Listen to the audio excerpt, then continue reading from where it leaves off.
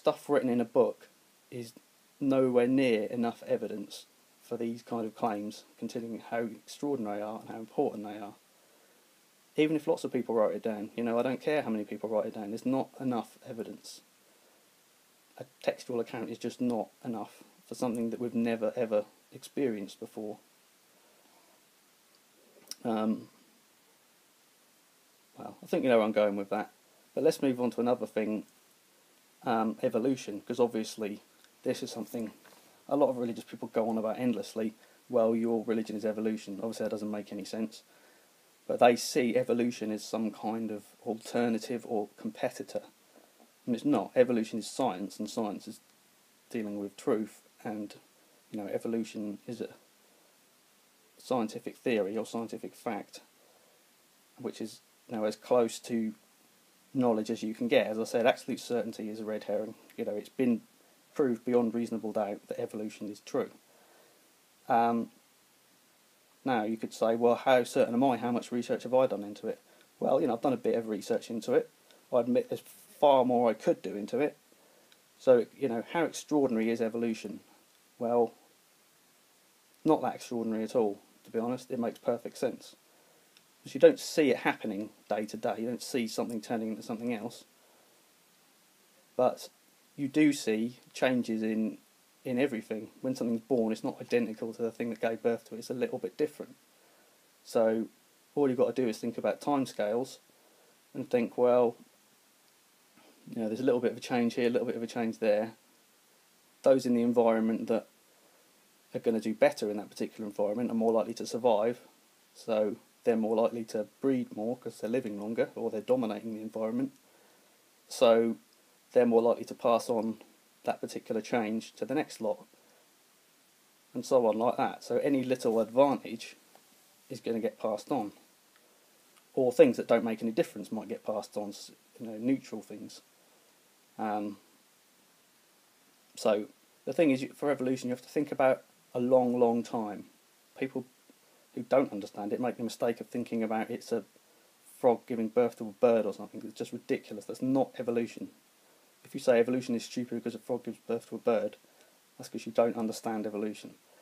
We're talking about hundreds of thousands of generations before you see any real, noticeable change.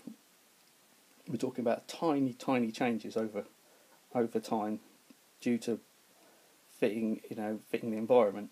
Survival of the fittest is how it's described. That doesn't mean fittest as in strongest or whatever. It means most suited for the environment. That may mean strongest in some cases, but not necessarily. Look at a snail. A snail isn't the strongest creature, is it? It's just, in whatever environment it evolved in, it was the most suited to it. Doesn't necessarily mean it's got to kill anything else or fight anything else. It's just got to survive. That's all it's down to. And that is the result of, endless small changes of something that survived well. Something's here because it survived. That's all it comes down to. So, evolution is, it can be hard to get your head around, but it's not that extraordinary. It makes perfect sense when you think about it like that. But obviously it's not mundane either, so it does require investigation, and I'd encourage anyone to learn about it. Unfortunately there's people who just refuse to learn about it. They think they understand what it means, they clearly don't, and they refuse to learn about it. That's a shame. But how important is it? Well, to me, not important at all, to be honest. It doesn't really matter. It's just scientific theory, okay? It's very interesting, it makes sense to me. But if I discovered tomorrow it was proved wrong, what would it matter? Wouldn't matter at all. It wouldn't make any difference to me. You'd be like, oh right, okay, that's interesting. I'd want to know why it's wrong. What theory would end up replacing it, or more likely how the theory would be modified. But it doesn't matter. I'm not basing my everyday life decisions on it. I'm not basing anything on it. Apart from talking to other people and saying that I think it's true. Apart from that, I'm not giving loads of money to anyone because of it. I'm not spending loads of time doing something because of it. It's nothing to do with what's going to happen after I die. Nothing. So, compare it to religion. It's just not important. It's important because it's science, and it's a matter of knowing what is true and what's, what's going on, understanding the world, and that's what science is. That's all it is. If religion worked, if faith worked, and it was actually a reliable way of finding information, then religion would be science.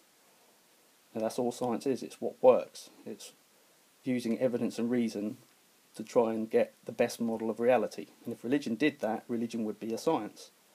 Religion doesn't do that. Religion produces hundreds and thousands of different stories, none of which match up with each other. Everyone just says they're right and no one's got any proof of any of it. That's not science, that's just myths. It's just people making things up. Again, you go, well, you can't prove it wrong. Yeah, well, absolute certainty, as I said, is not important. And that is the argument for ignorance, which I've covered before. If you're just going to say you can't prove it's wrong, that is weak.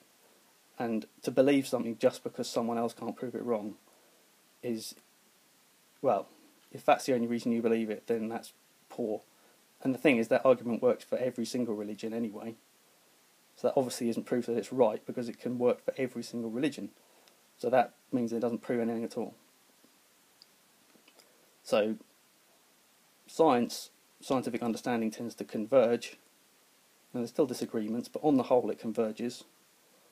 Whereas religious ideas, they diverge, they go all over the place, and that's because there's no way of gaining truth about any of it. Most of the claims made are what I call unfalsifiable. They can't be proved wrong. They can't be tested. They're dealing with things that we just can't get our hands on. So they amount to assumptions and nothing more. If you just say God did this, God did that, God did that, I can't prove it wrong, but I don't need to. It's just an assumption, and you can't prove it right either. So it's an unnecessary assumption. Well, okay, we're getting back to scepticism. I hope I've explained myself there. So that's the thing to consider, just in general, about any claim, anything anyone tells you. How extraordinary is it, and how much does it matter to me or to other people? Now, the person who's telling you the claim, that in itself can be evidence, especially if it's a mundane claim. If my wife says to me, I'm going to the shops, now I trust her, and to me, the fact that she's telling me that is enough evidence in that case for me to believe it. And because it isn't that important, I'm not going to investigate it any further. I'll take her at her word. There we are, done. However, if my wife says to me, I just saw a ghost, now, the extraordinary level has just gone up to, a huge amount. Never experienced a ghost. No one has, as far as I'm concerned. No one even knows what they are. No, how important is it? Well, not that important, really. But, from the point of view of how extraordinary it is, I'm not going to believe it. I'm not going to believe it's true. I might just not bother investigating it. I could say, well, it's not important, so I'm not going to investigate it at all, or just ignore it. That's fine. But from the point of view of, do I believe her? No, I don't. I'm sorry. I love my wife very much, and I trust her as much as I trust anyone. But no, I don't believe her.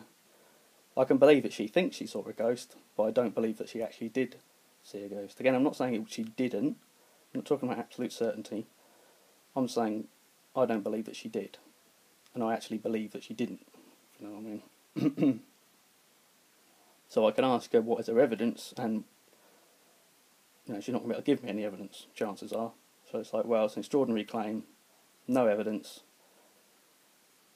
I trust her for mundane claims, but she hasn't got the authority to tell me about supernatural events, so I don't believe her. She'd have to produce evidence.